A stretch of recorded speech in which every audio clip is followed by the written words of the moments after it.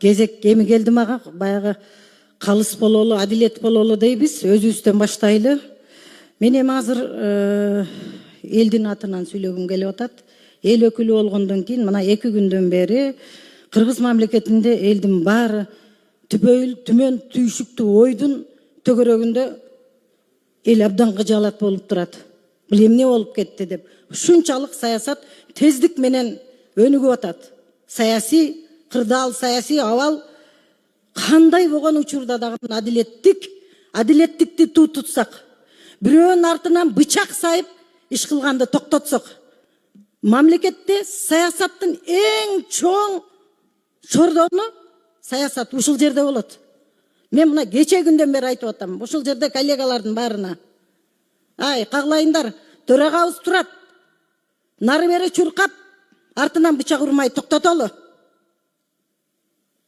Парламентте төрага эч бөлүп жарган жок. Адилеттик үчүн айтып коеюн мен.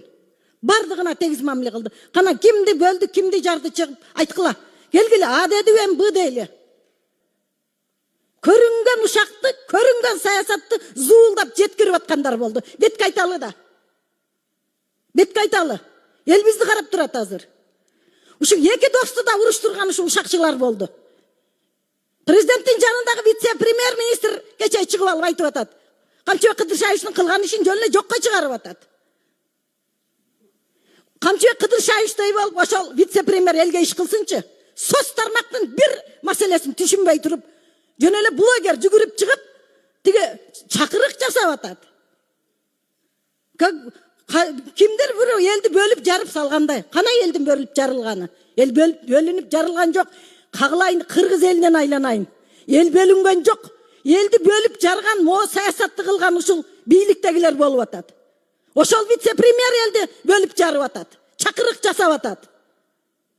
Мен дайым адилеттикти айтам. Тарых үчүн айтып коелу.